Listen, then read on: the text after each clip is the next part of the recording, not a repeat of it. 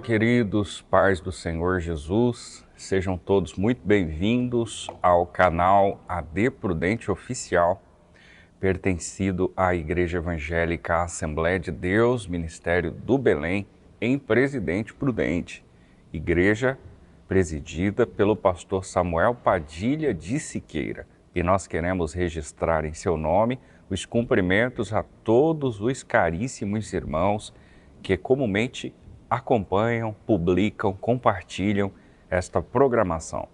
A propósito, você que ainda não é inscrito no canal, aproveite esta ocasião, esta oportunidade e se inscreva, a fim de que você não só, obviamente, acompanhe a programação da EBD, mas também tenha acesso a diversos conteúdos inseridos nesta plataforma das mais diversas modalidades, inclusive tendo a possibilidade de assistir os cultos que são transmitidos ao vivo, abençoando a sua casa, a sua família, em nome de Jesus. Bem, hoje nós temos à disposição a lição de número 11, que falará sobre cultivando a convicção cristã. O texto áureo está na primeira carta de Paulo aos Tessalonicenses, capítulo 2, o versículo 3, que diz assim: porque a nossa exortação não foi com engano, nem com imundícia, nem com fraudulência. A verdade, ela diz o seguinte: o cultivo da convicção cristã é imperioso para a prática e a defesa da fé em tempos de adversidades. A leitura bíblica em classe, ela pauta-se na primeira carta de Paulo aos Tessalonicenses, o capítulo 2, os versículos 1 ao de número 12. E para introduzir e compartilhar o primeiro assunto, falando sobre convicção espiritual, eu quero saudar e também passar a palavra ao caro companheiro pastor William Enoch. Muito bem, obrigado pastor Diego, a paz do Senhor, meus irmãos. Hoje a nossa 11ª lição, como você já acompanhou, a introdução de hoje é então nosso dever. Já havia pensado nisso? O dever de cultivar a convicção cristã. Olha, é uma dádiva servir a Cristo, é um privilégio, mas não é no automático, de maneira nenhuma. Não é uma utopia, é algo dentro de uma proposta, e o Evangelho é isso, uma proposta racional, que vive os milagres, que dispõe da presença inigualável de Deus em nós, trabalhando por nós, fazendo de cada um de nós vencedores por Cristo Jesus. Mas para que isso aconteça, é o que nós vamos estudar a partir de agora, é preciso essa convicção espiritual.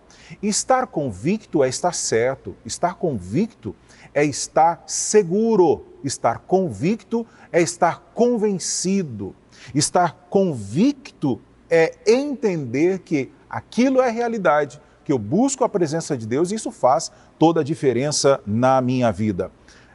A convicção do poder do Espírito é entender que pelo poder ou pela orientação divina, o Evangelho foi proclamado no mundo, mas especificamente aqui na lição, nós vemos que na Europa, até porque Paulo teve uma visão em que o homem lhe dizia, passa a Macedônia, faça isso e ajuda nos Atos 16 e 9. Foi a partir dessa revelação, então, que a mensagem da cruz foi anunciada aos Filipos, depois Tessalônica, e o apóstolo é muito claro ao afirmar que o Evangelho não foi pregado com um mero discurso racional apenas. Ele é, sobretudo, em poder no Espírito Santo e em plena convicção. Por isso que eu disse que é entender, nós oferecemos a Cristo um culto racional, mas nós desfrutamos dessa convicção que crê piamente nos milagres. Nós cremos na ação do poder do Espírito de Deus. Nesse caso, o Evangelho foi ministrado com ousadia, com intrepidez, com autoridade, com graça, de modo que resultou na salvação e na libertação dos Tessalonicenses. E por isso, é possível afirmar que na ausência de convicção espiritual, a palavra de Deus é reduzida a mero intelectualismo humano. E aqui não significa que a palavra de Deus se perde ou ela vai definhando. Não. É no sentido de que, a partir daquele que anuncia e também a forma daquele que recebe, acaba tendo esse prejuízo. Então podemos afirmar que, na ausência de convicção espiritual, a palavra de Deus ela pode sofrer essa redução na perspectiva de quem ouve. Não a palavra de Deus se reduz, ok? Então fica ou se torna ineficaz na transformação de vidas. Nós crescemos ouvindo os nossos sábios, ensinadores, nossos pastores, os patriarcas nos ensinar nas nossas igrejas, de que a Bíblia, ela fechada, ela é a Bíblia, é o livro sagrado, mas ela aberta, alguém meditando, se alimentando dela, ela é a própria boca de Deus falando. Então, é isso que cremos na pessoa que tem convicção a ponto de se alimentar da palavra, buscar a presença de Deus, orar a Deus, ter convicção, ser convencido. E sim, oferecer a Deus um culto agradável, sim, esse culto racional. No entanto, pregar o Evangelho não é meramente com a razão, é pela ação do poder de Deus. É crer que o Espírito Santo tem poder de convencer o homem de seus pecados. Isso fala e tem essa premissa, que inclusive é o tópico 2, que é preciso ter confiança em Deus, porque Paulo declara que mesmo tendo padecido, sido agravados em Filipos, a sua fé não estava abalada, porque ele sempre faz uma referência à perseguição, aos momentos difíceis, às dificuldades sofridas por pregar o Evangelho. Os irmãos são sábios e entendem que todo aquele que se dispõe a fazer algo para Deus, com amor, com integridade, com uma entrega, que quer realmente agradar a Deus, essa pessoa, ela diretamente perturba o reino das trevas, porque nós estamos indo na contramão daquilo que o mundo oferece. Então sofremos os agravos, sofremos as perseguições, no entanto, confiamos no Deus que nos chamou. Lembra de Paulo e Silas, que está na lição? Eles tinham sido publicamente espancados, foram açoitados com varas e, em seguida, foram presos, lançados no cárcere interior com os pés no tronco. Mas, mesmo assim, eles, apesar de feridos, perto da meia-noite, teve uma coisa que a prisão não pôde deter. Teve uma situação aqui nessa história bíblica em que as algemas, né, o carcereiro não pôde impedir, que foi Paulo e Silas de ter a liberdade de orar, falar com Deus e adorar ao Senhor, mesmo em meio à prisão. Foi após essa severa provação que eles não desanimaram, eles não desfaleceram, mas cheios do Espírito Santo, vieram a Tessalônica e na cidade, mesmo em meio às lutas, com a ousadia e confiança no Senhor, eles anunciaram a Cristo, eles pregavam o Evangelho. E é nessa perspectiva que somos todos hoje encorajados, motivados, impulsionados a não desfalecer na pregação, porque é nosso dever anunciar o Evangelho, pregar a palavra, confiados sempre em Deus, sem nunca recuar, mesmo diante das ameaças de prisão ou de morte. É aí que entra o resultado de uma fé salvífica em Cristo Jesus. Porque ser crente aqui no ambiente, né? Ser crente aqui no templo, ser crente onde todo mundo é crente, não é tão difícil. Mas anunciar a Cristo onde somos observados, onde somos criticados, eis aí o grande desafio. Mas se tivermos confiança em Deus, Ele está à nossa frente e nos dará a vitória pelo poder do nome de Jesus. Outro detalhe, deve haver fidelidade na pregação. Isso é muito sério, porque Paulo assegura que o evangelho anunciado em Tessalônica não foi o evangelho com engano, não foi o evangelho com imundícia, não foi o evangelho fraudulento. Isto nos apresenta que a doutrina cristã, ela não procede de fábulas inventadas. ela não está no campo ideológico, ela não está ligada a condutas imorais ou artifícios para seduzir as pessoas, para emocionar as pessoas a crerem em mentiras. De forma oposta a tudo isso, Paulo declara que o Evangelho é de Deus e que o próprio Deus o comissionou como um arauto, como um anunciador. E ele, impelido dessa responsabilidade, ele, de posse desta missão, entendeu, não como para agradar aos homens, mas para agradar a Deus que prova o nosso coração. É dessa forma que o propósito do apóstolo nunca foi de satisfazer os seus ouvintes com falsos discursos. E nesse sentido, nós aprendemos o que hoje? Que manter a fidelidade da pregação é o nosso dever e é isso que Jesus nos cobra. Repudiar os falsificadores da palavra de Deus e anunciar Cristo com sinceridade. Tem um detalhe que eu quero comentar com você aqui hoje, é o seguinte: às vezes você faz tudo dentro da regra. Você se dedica, você aprecia a leitura da palavra de Deus, você está aqui estudando a escola bíblica dominical, mas às vezes deixamos de combater aqueles que pregam outro evangelho, por exemplo. Eu não estou dizendo combater aqui de forma a desrespeitar pessoas, de forma a expor pessoas. Não, eu estou dizendo da maneira que precisamos ser convictos na palavra de Deus e defender que o que é escrito, registrado na palavra de Deus, essa é a nossa regra principal. Lembra das lições anteriores, a lição que falamos da declaração de fé da nossa igreja, das Assembleias de Deus? Então lá está o nosso cremos, em que cremos, o que é que defendemos. Então, esse é o nosso dever enquanto igreja, repudiar os falsificadores da palavra, não dar ibope a essas pessoas, não, de maneira nenhuma aceitar, porque é bíblico, será considerado anátema aquele que pregar outro evangelho. Então que Deus nos dê graça e que possamos entender que sem a ação poderosa do Espírito Santo na nossa vida, a pregação ela é incapaz de salvar vidas. Mas tem uma coisa: quando uma pessoa está cheia da graça, do temor, da unção de Deus, não importa, às vezes, se ela deslizar no português, não importa se às vezes ela cometer algum equívoco pela simplicidade.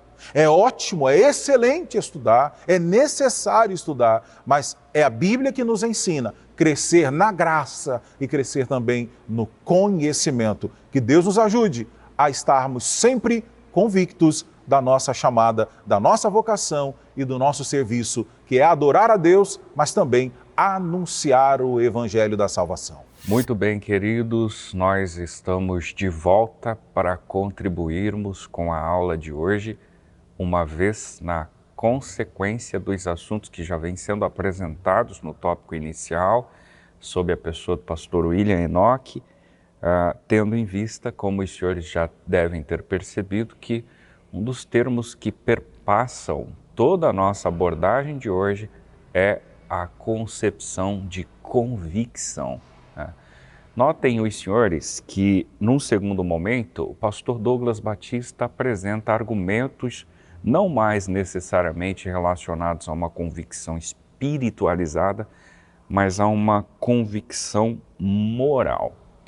A que essa moralidade se refere e em que sentido nós podemos extraí-la beneficamente, uma vez que o intuito desse item especificamente não é nos tornar moralistas, legalistas, muito pelo contrário, é provar de maneira comprobatória ações pontuais nas quais Paulo apóstolo apresenta aqui e ali argumentos que de fato dialogam diretamente com o aspecto da vida cristã. A começar por aquilo que o pastor Douglas entende como retidão nas ações. Todo o conceito apresentado a essa altura, ele se pauta na segunda carta de Paulo aos Coríntios, capítulo 5, verso 17. Qual conceito Paulo levanta a essa altura aos irmãos de Corinto? Paulo, no apogeu da discussão, ele vai dizer que, assim, o sujeito que está em Cristo, note, o sujeito que está em Cristo, nova criatura é. De modo que, estando em Cristo e passando por esse processo de transformação, o velho se passa e tudo absolutamente se faz novo. É claro que essa conta, ela passa a ser exata a partir do momento que a compreensão dela também é exata. Perceba que o resultado só acontece a partir de uma somatória coerente. O sujeito precisa estar em Cristo para necessariamente ser configurado como nova criatura, para então, consequentemente, resultar em alguém que deixou a velha vida e passou a ser um novo homem, uma nova mulher. Essas compreensões de Paulo, elas abarcam também ou linkam-se com outros argumentos propostos pelo apóstolo, não necessariamente dirigidos à igreja de Corinto, mas com especificidade à igreja de Éfeso, especialmente à altura do capítulo 4, quando nós vemos os impactos dessa transformação. Porque assim, irmãos, em tese, a concepção de transformação, ela está atrelada à ideia de conversão. É impossível que o sujeito transforme a sua rota sem que exista uma conversão nesse processo. Sem conversão não há transformação. E o inverso também é coerente. Sem transformação não há conversão. Então, se eu tenho em mente que a conversão é uma mudança de rota, um giro de 180 graus, é óbvio que isso vai impactar em mudanças significativas. De modo que, quando a gente lê as cartas, tanto de Corinto quanto a carta aos Efésios, nós vamos nos deparar a assuntos como este. Por exemplo, os versos 25, 28 e 29, Paulo é incisivo no capítulo 4 de Efésios em dizer sobre o sujeito que fala a verdade e que logo deixa a mentira, sobre o sujeito que vive na honestidade, que abandona o furto, sobre o sujeito que não pronuncia palavras torpes, palavras pejorativas, palavras de baixo calão, palavras chulas, mas que promove por meio do seu vocabulário edificação no conjunto coletivo do qual ele está envolvido. É estes aspectos que conseguem evidentemente comprovar que a retidão é uma virtude, um comportamento de um cristão regenerado. Isto é, este que vos fala, os senhores que me ouvem, se nós não exibirmos na nossa vida diária, no nosso cotidiano, no exercício do nosso cristianismo, ações pontuais como essas, isso pode então deixar aquele resultado apresentado do capítulo 5, verso 17 de 2 aos Coríntios, a concepção de que tudo se fez novo, um tanto maculado, por assim dizer. Porque, de fato, a novidade de vida que acontece a partir do novo nascimento, que é resultado do sujeito que está em Cristo Jesus, ela só pode acontecer a partir dessas mudanças significativas. Num segundo momento, nós temos a concepção de reputação ilibada. Bem, entende-se por reputação o conceito daquilo que as pessoas constroem ao meu respeito numa realidade externa. Internamente, muito se vale do caráter, que é aquilo que eu e você somos. A reputação, ela é construída a partir do aspecto social. É dentro de um entorno, é dentro de uma coletividade, é dentro de uma sociedade, é dentro de uma igreja, é dentro de um espaço profissional, é dentro de um bairro, é dentro de uma cidade. Enfim, É dentro dos espaços dos quais eu me comprometo a habitar que é então concebida a reputação. Veja que Paulo entende, obviamente, a partir dos seus argumentos, também dentro de um arcabouço histórico, e muito mais ainda a partir de definições técnicas apresentadas pelo pastor Douglas Batista, que essa ideia de reputação ilibada, ela está vinculada com o conceito de idoneidade moral. Paulo diz na primeira carta aos Tessalonicenses, capítulo 2, verso 6, que nós, ele faz a linguagem pluralizada, não buscamos glória dos homens, nem mesmo de vós, irmãos tessalonicenses, e nem dos outros. O interesse de Paulo era justamente evidenciar a glória de Cristo. Ele não tinha quaisquer interesses pessoais. As vantagens, as honras descritas nos versos 5 e 6 não eram do interesse de Paulo. Paulo não exercia o ministério com um viés motivacional no qual seu nome fosse ventilado. Pelo contrário, isso aconteceu como consequência, tendo em vista que 2000 anos depois, nós estamos evidenciando a figura de Paulo. Mas isso nunca foi a primazia do seu ministério. Pelo contrário, se você ler o capítulo 15, verso 57 da primeira carta aos Coríntios, ele deixa claro que quem lhe dá a vitória é o Senhor Jesus Cristo. Se você ler o próprio capítulo 5, verso 17, 2 Coríntios, ele diz que a novidade de vida acontece por quem está em Cristo. Se você ler Gálatas, capítulo 2, verso 20, ele vai dizer exatamente que ele não vive mais, mas Cristo vive em si. Se você ler Filipenses capítulo 1, verso 21, ele vai dizer que o viver para ele é Cristo. Então, essas compreensões deixam muito claro que Paulo, de alguma forma, dissolveu a sua própria imagem em detrimento de apresentar a imagem de Cristo Jesus. Uma outra concepção que encerra essa segunda abordagem que falou exatamente sobre convicção moral é a vida irrepreensível, que nada mais é do que uma conduta não censurada. É óbvio que quando se fala de irrepreensibilidade, alguém associa o termo à ideia da perfeição. E a gente precisa perceber isso com caráter antônimo. Uma coisa é ser irrepreensível, outra coisa, absolutamente utópica, é ser perfeito. A irrepreensibilidade, ela não dissolve a imperfeição do sujeito, mas ele torna, ou ela torna, um sujeito não censurado. Isto é, a sua conduta a partir do conceito, verso 10, capítulo 2 de 1 Tessalonicenses, é de alguém santo, justo e irrepreensível.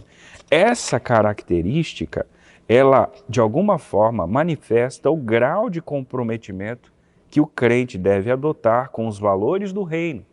Porque uma vez internalizado, incorporado esses valores, esse cristão será reflexo da comunhão com Deus. Então, uma das formas de eu refletir a minha comunhão com Deus não é por meio do meu vocabulário, não é por forçação de barra, não é por imposição, não é por vias do diálogo, não é por meio de uma exposição, não é por uma autodefesa, por uma autocompreensão, não é goela abaixo, permita-me a expressão. Pelo contrário, uma das formas de, evidentemente, manifestar a comunhão que eu usufruo com Deus é por meio de um comportamento ilibado, por meio de uma irrepreensibilidade que vai sendo, ao longo dos anos, percebida nos espaços nos quais eu participo e construindo, durante esse processo, uma respeitabilidade por parte da coletividade inserida nesses espaços.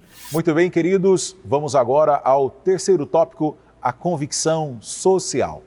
O Evangelho, ele é transformador. O Evangelho, ele tem uma função, a anunciar as boas novas, anunciar a salvação. Isso muda de uma forma assim, radical, maravilhosa, a vida de qualquer pessoa, porque fomos alcançados por Cristo.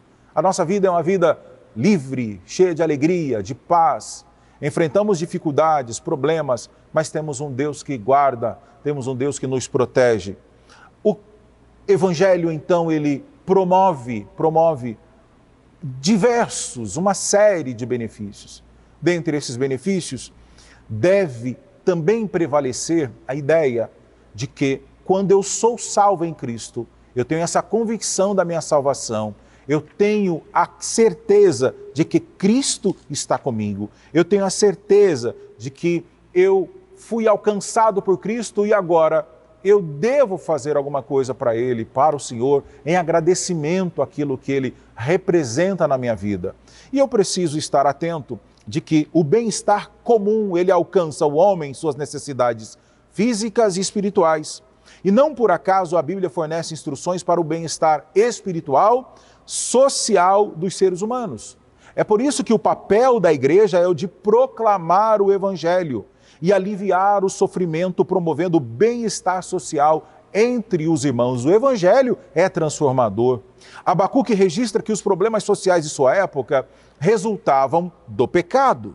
Eram pecados como a inversão de valores, a violência, as injustiças, e é tão atual, não é, que se assemelha muito ao que nós convivemos hoje. Assim, o mal social tem origem no pecado.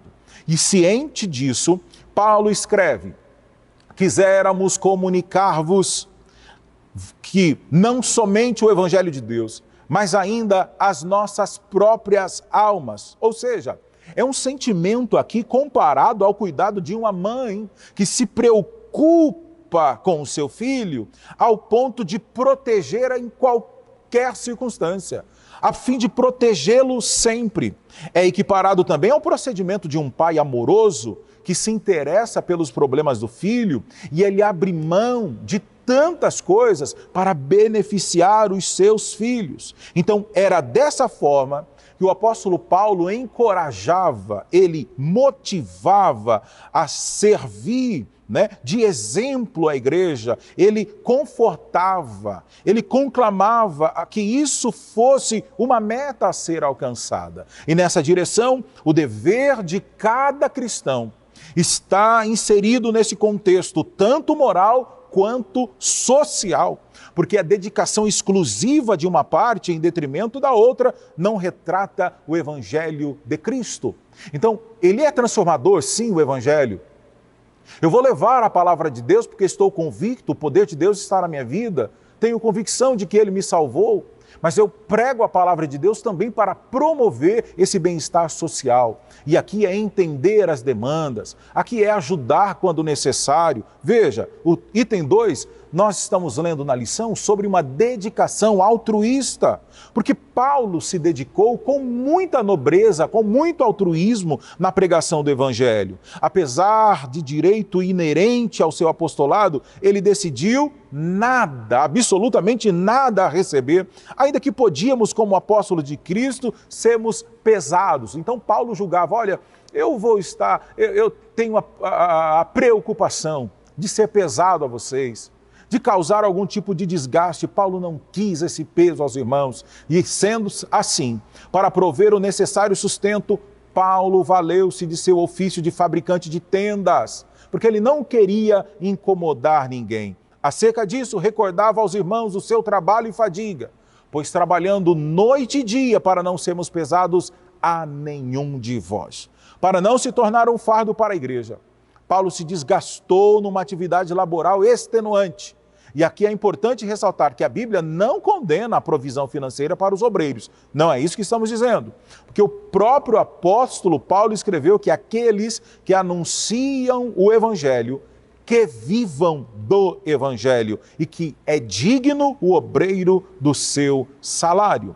Mas ele também explica que ele, por exemplo, não usou dessa prerrogativa, não usou desse recurso para fazer peso, para ser invasivo, de maneira nenhuma. Paulo reconhecia, por exemplo, a situação da igreja, que naquela ocasião estava em extrema pobreza. E aí, Paulo, então, suportou todas as restrições financeiras, suportou ali as dificuldades, porque ele não queria criar nenhum tipo de obstáculo, nenhum tipo de sofrimento para a igreja e principalmente para a pregação do Evangelho. tudo o que fez para ganhar o maior número possível de almas foi com esse coração altruísta e com esse desejo ardente de agradar a Deus. E nesse sentido, nós estamos aprendendo aqui que o amor sacrificial, que o trabalho voluntário desprendido são essenciais para o crescimento do reino de Deus e devem fazer parte dessa profunda convicção cristã. Como contraponto claro ao espírito da Babilônia, que é o oposto do altruísmo cristão. Hoje, infelizmente, existem pessoas que querem se valer, querem ser pesados, querem exigir, querem de uma forma muito hostil, né?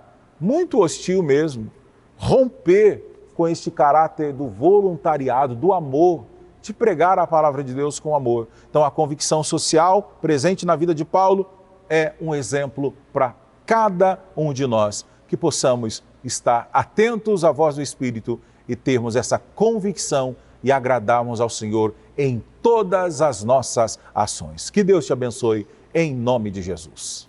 Pois bem, queridos, atingimos a conclusão do encontro de hoje e nos cabe reafirmar aquilo que foi traçado ao longo desta exposição.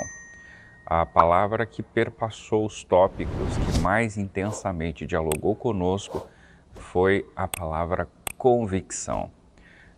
Notem que não se trata de uma mera opinião, mas nós temos apresentada bíblica e historicamente o conceito de convicção. A partir das lentes de Paulo, nós conseguimos exaurir informações muito preciosas de sua convicção espiritual, moral e social.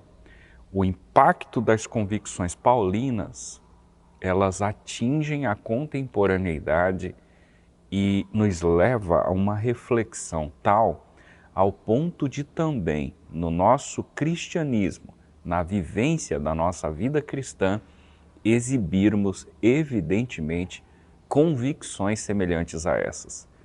Veja que não se trata de uma mera opinião, mas se trata evidentemente de convicção. Portanto, assim como Paulo apóstolo, estejamos nós convictos de que nem a morte, nem a vida, nem os anjos, principados, presente, por vir, altura ou profundidade, nem qualquer outra criatura nos poderá separar do amor de Deus, que está em Cristo Jesus, o nosso Senhor.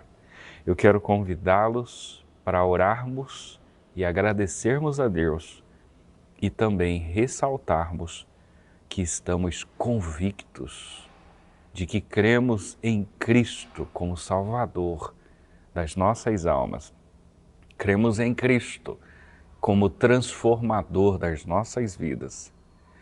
Cremos em Cristo como motivador para mudanças significativas na nossa sociedade. Querido Deus, eu te agradeço por esse encontro tão especial, onde temos tido o privilégio de tecermos contribuições da Escola Bíblica Dominical. A essa altura, contribuições relacionadas a essa convicção cristã, que num primeiro momento foi apresentada pela figura de Paulo, mas que hoje necessita-se ser apresentada por nós mesmos enquanto cristãos. Nos dê essa graça, nos dê esse convencimento, nos dê essa clareza a ponto de conseguirmos exibir em quaisquer que sejam os espaços que temos crido e temos consciência de em quem temos crido. Essa sensibilidade é a nossa oração deste dia, em nome de Jesus. Amém e amém. Que Deus em Cristo vos abençoe. Nós nos vemos então no próximo programa.